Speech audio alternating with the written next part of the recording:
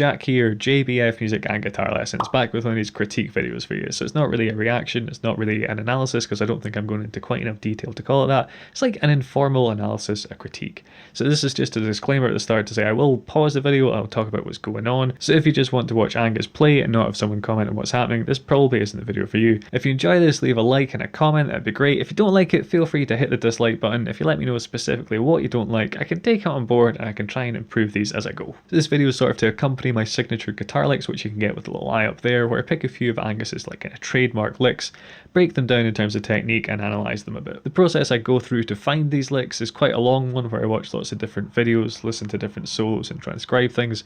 So this is just part of the process. I've got these videos up here from Angus Young live solos, so I'm going to dive into those. A lot of the time when I'm doing these, I'll unearth smaller licks, concepts and ideas, which you can jump to with the aptly named timestamp. If you want to see more of this, make sure to do the old subscribe and enable notifications thing, but far too much talking. We've got Angus here. Let's just listen to that. It's going to be far better than me rabbiting on, eh?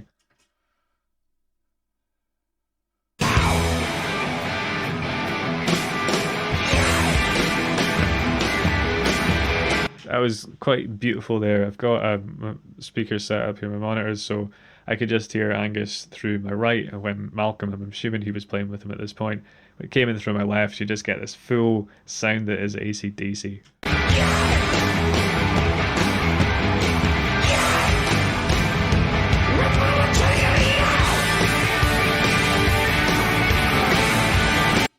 Part of the ACDC sound, not to go on too much of a tangent, I've covered this before, so I'm just going to go a wee bit of detail. We can check out with the eye up there. Is to have lower gain on your amp and kind of batter the strings a bit more. Malcolm in particular is a proponent of this. I think he used to go through like loads of picks in a gig because he just smashed them into the strings. Thick strings as well, that's part of his tone, part of his sound.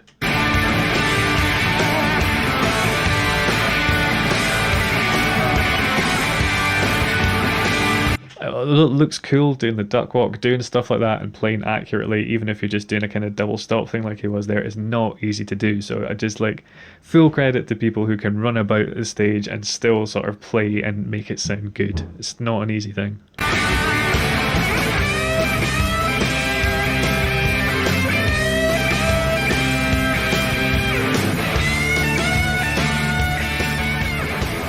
On the subject of showmanship, Angus Cowan always moving and stamping his feet like that, well, it looks cool. It's also a brilliant way of keeping your timing and keeping the beat. So you'll notice with Angus, he's never really, it doesn't sound like he's out of time or he doesn't know what's going on. I think him constantly moving, it just really helps reinforce where the beat is.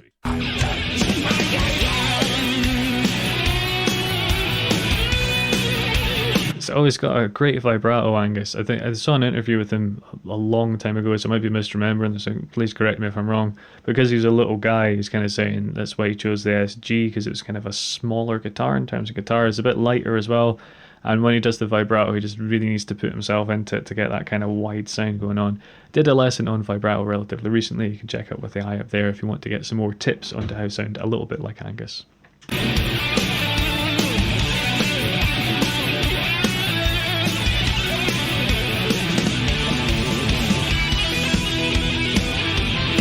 So that's something, I mean, he uses pentatonics a lot. He has a really cool way of mixing the major and minor, which we've heard like a little bit of here, but not a huge amount. Also uses the open strings in almost a kind of classical way. So this lick, and I suppose the intro to Thunderstruck, they're kind of things I'll be thinking about, concepts. I'll see if they occur enough to work into the signature licks videos.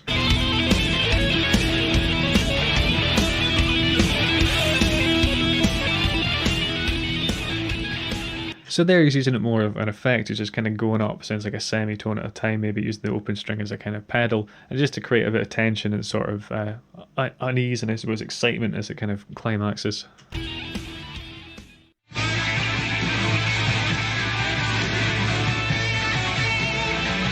So it's a wee bit hard to make out all the notes he's doing here, but this is an advantage of having quite a lot of kind of treble in your sound, quite a lot of high end. I suspect as he kind of goes up the fretboard or kind of concentrates on the higher strings more, we're going to be able to hear what he's playing a bit more.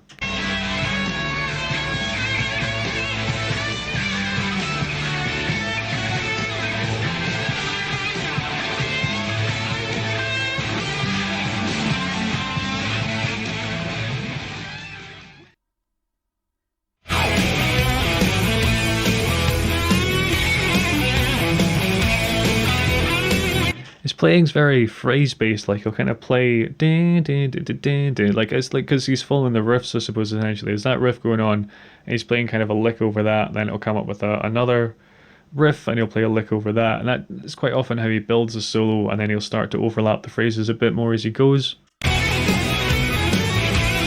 So there we had that kind of open string thing again we had in, I think it was the last solo, where he's kind of doing a little bit legato and pulling off to, I'm going to guess it's the open B string, but I'm not entirely sure.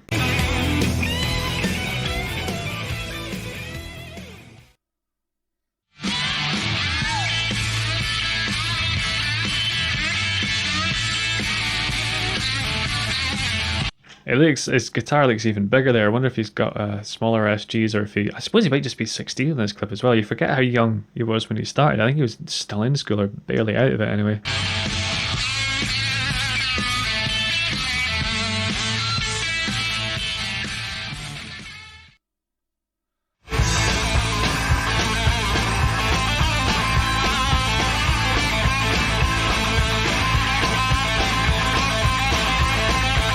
So that's cool. That's a decent example of what I was talking about. The first bit there, he maybe did kind of one lick, maybe two, and then he started doing these overlapping licks where it sounds a bit more continuous rather than just kind of an idea. And it's still kind of made up of these kind of simple, I want to say like rock and roll licks. I think he's probably more influenced by rock and roll players than the blues ones. Not to say he doesn't have really nice bluesy phrasing and ideas, but I think his playing screams rock and roll to me more than anything else.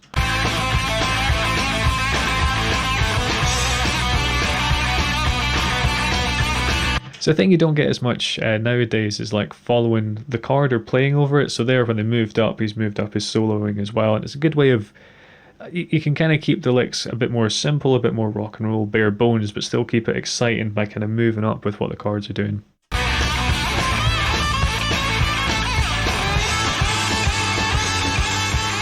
It's got fantastic quarter tone bends as well, so it's where you're bending the note to in between notes. It's, as we'd say in like typical Western music theory, because we go up in semitones, there's technically an infinite number of notes between the notes, which sounds like a stupid hippie concept, but you'll find that there are other cultures that use them and they're much better at here than the kind of us Westerners do. They just sound out of tune to us a lot of time. But because the blues uses this kind of quarter tone, particularly on the minor third, it makes it a little bit sharp. So it's not quite a flat third anymore. It's not quite the major third. It's just a bluesy sound. The blues note being an example there, that's kind of, as I understand it, a westernized version of a kind of African vocal scale. But to wind that all in, what I'm saying is that the way Angus uses the notes in between the notes, these quarter tone bends, is fantastic. It almost sounds like he's playing a slide sometimes, which is just an incredibly vocal sound to it.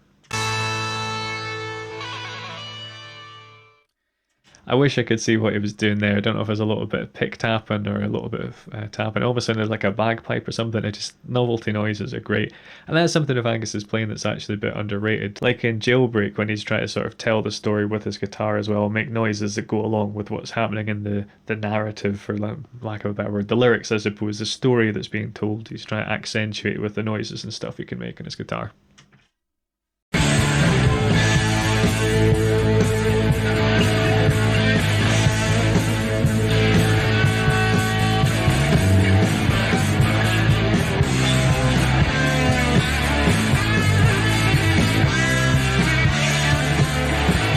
There's so much vibe to his playing, isn't there? It's just this like badass attitude to it. It's just kind of shameless and unforgiving. He just goes at it.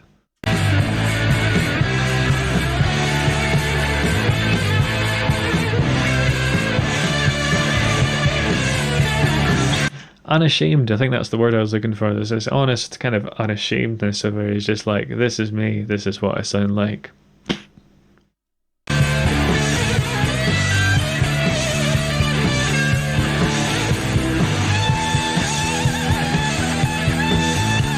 It looked to me, I might be mistaken, but it looked like his tie might have flopped over onto the guitar and he was pushing it away. Might have got the wrong end of the stick. But it's something daft like that. If you're wearing like I suppose it's essentially kind of like a prop, if you're dressed up like that and your tie is going to be up to something you're going to have to contend with. You're going to have to work out a way to clamp it down, or if you let it flow, get good at getting it out of the way if it starts interfering with your playing.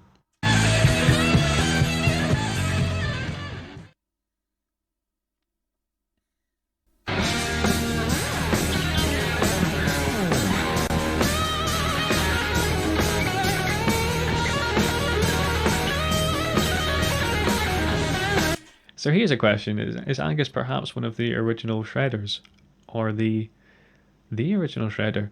Because I can't think of my timeline too well, but Uli John Roth, Alan Holdsworth, and Richie Blackmore. So like Holdsworth kind of doing his own thing.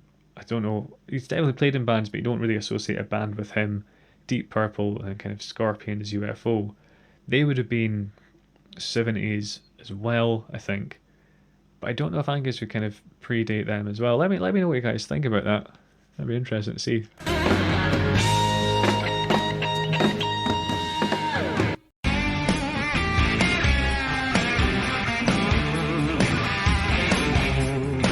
So he did a slight variation on the lick that he opens the song with on the album, but keeping true to its character. And I think that's the thing that's cool about his playing, where he'll improvise a lot, but hit enough of the studio versions of the licks that you don't feel, I don't say cheated, but you know, if you see a band and you want to hear it like a solo that you really love, and they maybe improvise and play something different, which is great in its own right, but you wanted to hear the kind of, in real life, it's a nice compromise where you can have enough freedom to do what he wants to do, but still keep the vibe and a lot of the kind of touching points, almost like a join the dots type thing of the solo. Keep the main bits intact, or intact enough that you're like, yeah, still digging it.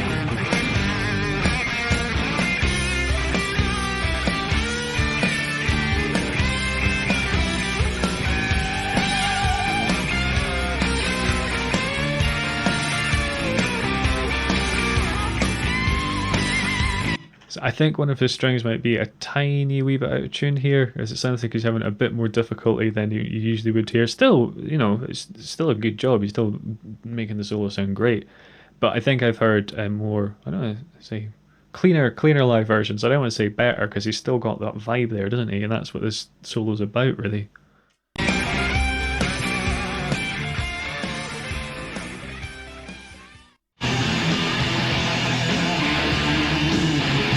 See, that's kind of interesting, because I'd maybe think of that as more of a riff than part of the solo, but I suppose you could think of it as part of the solo as well.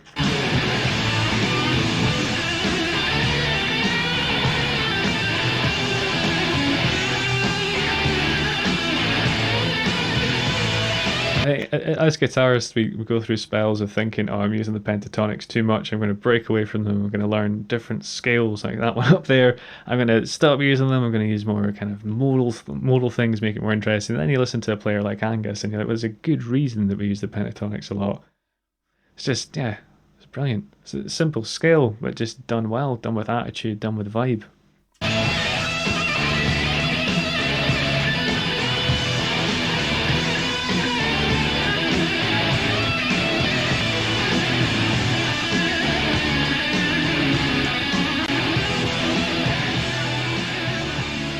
So a lick like that, where it's like really kind of, I'm going to say, almost vital or pivotal to the song, he's going to play that verbatim as it is on the record. So that's laying the foundation for my signature licks video. There's one or two things from that I think I might kind of take, but probably go with the studio versions. There's also a lot of concepts that have popped out, which I'm going to look out for and try and make sure I find licks that touch on those in a bit more depth. Alright, so I'm going to touch on a few of the concepts that I mentioned. One of them was the kind of call and response, kind of sound effects, if you will, in Jailbreak. So for memory, I think he does things like a double stop. And his trem picks it to make it sound a bit like sirens. So there, I can't remember the key it's in, but if it is an E, it's this kind of basic shape anyway. You're holding the 15th fret on the B string, 14th on the G, bending that one up a tone to there, and you're just kind of trem picking and bending. If you go across the other strings, it doesn't matter too much, just make sure to mute them out. So that's kind of why my thumb's crept over the top here. So if I do hit these strings by mistake, they're not going to make too much of a noise, and I've probably got these fingers resting on the E strings, so that's kind of choked out as well. The other one that he kind of does that springs to mind is like a kind of thing to simulate kind of rifle fire. So he'll always look for these little things to add into the song to kind of make the song more cohesive, that can bounce off the vocals and that kind of thing. We touched on his use of open strings a bit as well, so something he might do, you know, kind of like that kind of thing. So we're starting off with this basically an E major arpeggio. You've got the root, you've got a fifth there, and you've got the major third. But the sort of thing Angus will do is take it up chromatically. Now, you could analyse all the chords as it goes up, but you're basically just creating tension over like an E, kind of over an E drone. So if you have that kind of going on in the background and you do the stuff over the top of it, you know.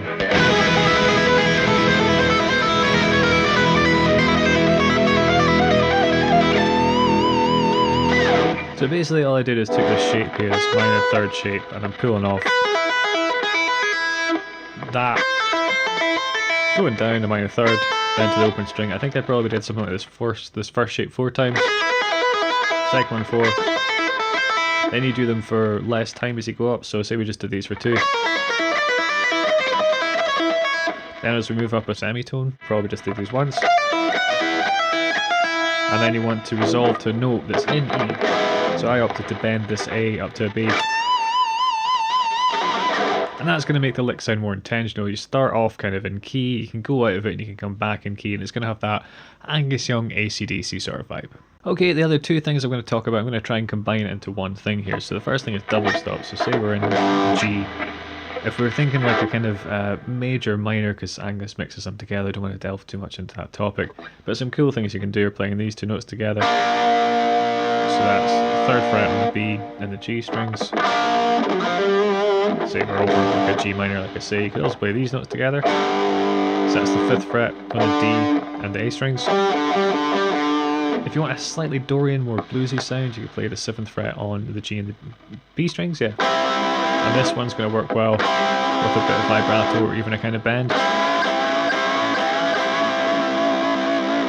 You got this one here that we kind of went over from before with the jailbreak thing, but you're basically 8th fret on the B, 7th on the G, bending this one up probably a tone. You can get away with bending it a semitone if you want a really bluesy thing. The classic uni bend, where you've got the 3rd fret here, 6th fret here, and you're bending this one up to be in pitch with that, so up by a tone. A Dorian one is that, which I don't think Angus uses much, but it's also a really handy one to have. So we've got 6 there, 5 here, and you're just bending the 5th fret on the B, upper semitone. You can mix these kind of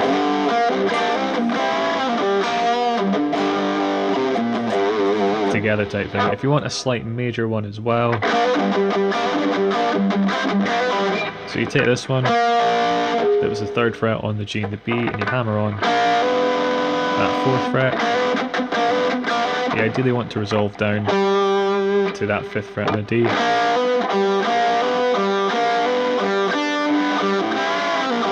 You know, instant ACDC.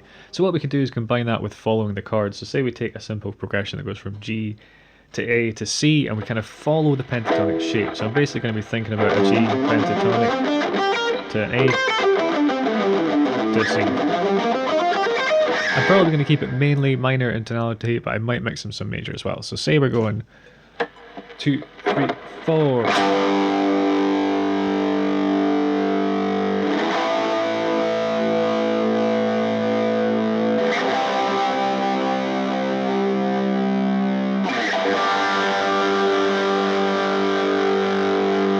Let's just do some improvising, moving up through the boxes, following those chords, and I'll try to use some of the double stops that I just mentioned.